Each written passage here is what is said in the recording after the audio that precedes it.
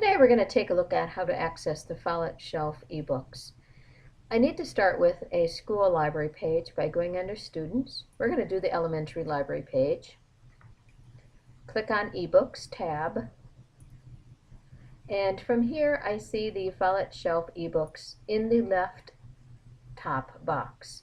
The Follett Shelf ebooks are the books that we've worked to find to have available access anywhere and anytime for the curriculum companion use, many of them are, and for each student to have available for individual log out, or checkout rather, and staff. The student login pattern is highlighted on this page. Students log in with the username of their last name, first name, same as what they use for on a computer in the school. Student password is their year of graduation. Staff login, your username for staff is your last name and first initial, just as you use for accessing a computer at school. Staff password is the word hatchets. The nice thing of this is that I have many different features of it. Many of these are available for download. If I have a computer or a laptop or an iPad, I may download these books. At this time, the Chromebook does not accept any downloads from here. However, I suspect that should be changing in the future. However, if I do have an internet connection using my Chromebook, I certainly can log in and have all the features of the Follett Shelf that we'll be looking at today. Follett Shelf entry is from the words elementary ebooks, or middle school ebooks, or high school ebooks, located in the same place, or from the logo Follett Shelf. Clicking on it, in the elementary school it takes me to a preview page. In the middle and high school it's set to go simply to the login page. The login is up in the upper right corner.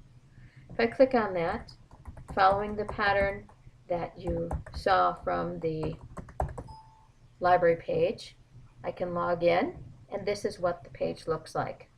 I've got a number of different ways of viewing these books. I like to, if it's on the cover, go to the list view at the top here. It's much easier to read. You can see how many titles we have.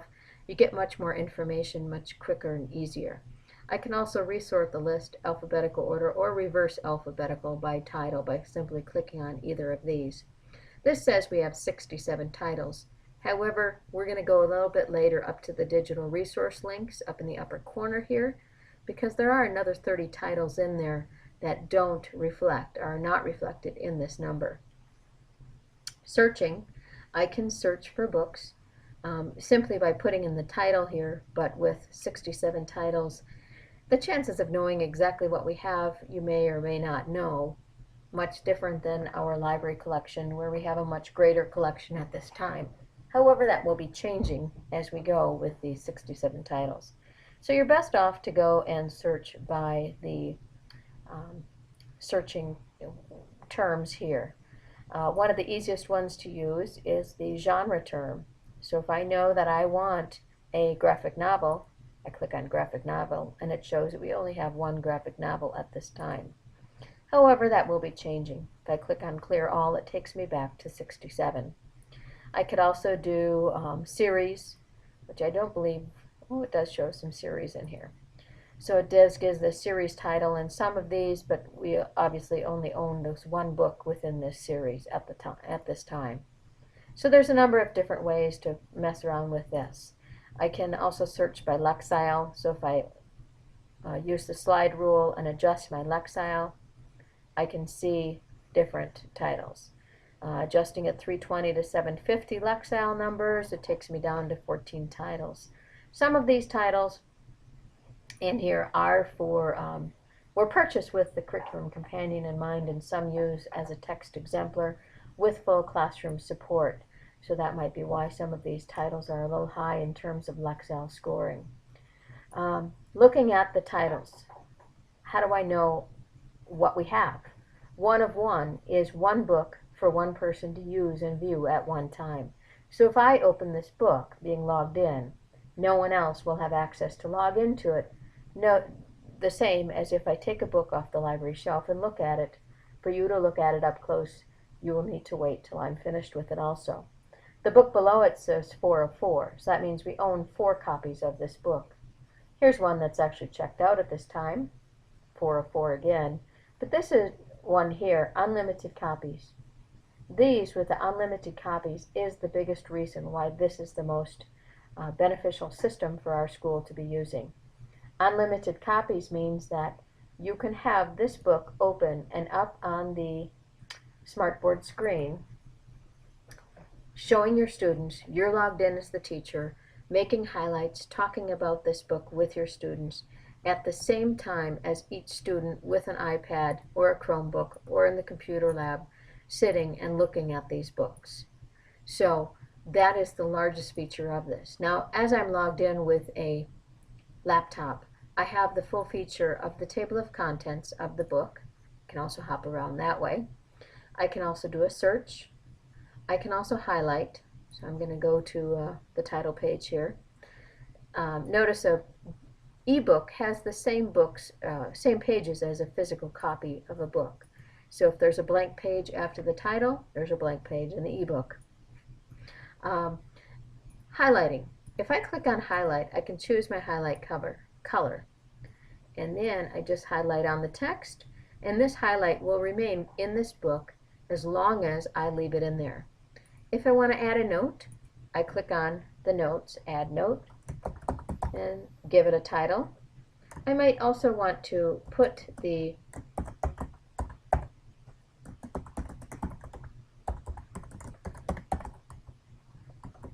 title of the book within my notes field, just so that I know it. These notes will follow the user, not the title of the book. That's important to note, because if I click on save here, that's important to note because when I use those notes for making notes on a particular book, now it takes me to add a new one because I clicked on add note. But if I go below it, it says note and highlight summary. I've got a number of different notes in here from different books, okay? If I click on this one, because that's the one that I was at, also here's the one that I was at, and this is what I highlighted. Same book, that's my highlight within there. See? I go back to my summary, and then I click on this, there's my notes that I put on there. But if I go to another one, this one takes me to a note which I didn't put the title of the book in the note. It takes me to something totally different. So just a word on these notes, these will always be in here as long as I leave them in here. That's the really nice feature of this. I can also bookmark this page. I can also view this page in 2 pages. I have the ability to make the text larger or smaller. I can adjust it, fit it to window, fit it to width. I can do many different features with the text here. I can also jump pages if I like. It'll jump me ahead.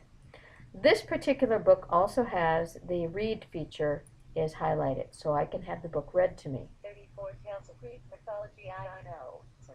I'm going to stop. So, nice things about that. This particular book too, if I go up to the book bag and I decide I want to check it out, I can click on check out. The book is now checked out for, I believe, 3 weeks to me. I'm going to close the title. Here's my checkout window of what I currently have checked out. The book at the top I actually checked out using the iPad and downloaded it. I can't return it from that laptop, but this one that I just checked out, if I want to return it early, I simply click on return and return early, and now the title disappears. Going back to the Follett Shelf, now it also tells me what I've recently looked at. I said there was also books in the digital resource links. This is because certain publishers here, Learner as a publisher has certain rules, and they don't allow these books to be on the Follett Shelf directly. We have to get at them through a link. From a login screen, such as from the Follett Shelf, I can get at these books. I'm going to highlight and copy the title of a book. Here's one that I'm going to go into the book. This will automatically read to me too, and I don't have, there's my screen. I'm going to do sound off because it's really annoying when I'm trying to talk.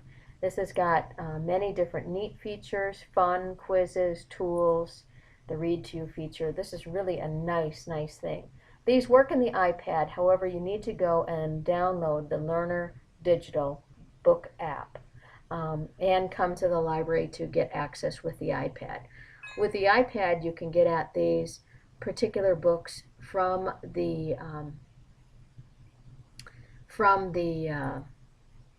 link on the library page would be one way to get at them, or you may get at them from the app. But I will show you how that works. So from here also, I said here is our digital resource links. One thing that I want to show you real quick is I'm going to open a new window and go to Destiny. How do you know these are available in Destiny? Remember that title and learner that I highlighted? That's the title of the book. Here's our Destiny search catalog. How do we know we have it? Because right here it says this is a book, that it's giving us a book. So that one didn't work out so well. We're going to have to check into that. Bear with me. We got to find our title. Let's go back to the Follett Shelf. Here we go. We're going to take this particular title and go back to my search. And here is a ebook. The Barefoot title, Barefoot Book of Fairy Tales. If I click on this, it gives me information on the book. I can also go back to search results. Seeing as I'm logged in to the Follett Shelf, I can click on Read It, and it'll take me into the digital reader directly to the book. Kind of a nice feature. However, you can't stay logged into this all day because it will time you out, so you'll need to go back and log in. It's a pretty neat little feature, and the whole system is, but it's going to just take some time to get used to using it. If you have any questions, please stop in at the library, and we'd be happy to help you. Again, using the iPad, you need to download the Follett Shelf app if you want to be able to download some books. I can help you get that set up. Again, just stop at the library, and also using the Learner digital books on the iPad, we need to use the app for that. But otherwise, it's a certainly wonderful program to use. If you have any questions, again, please stop at the library and we'd be happy to help you.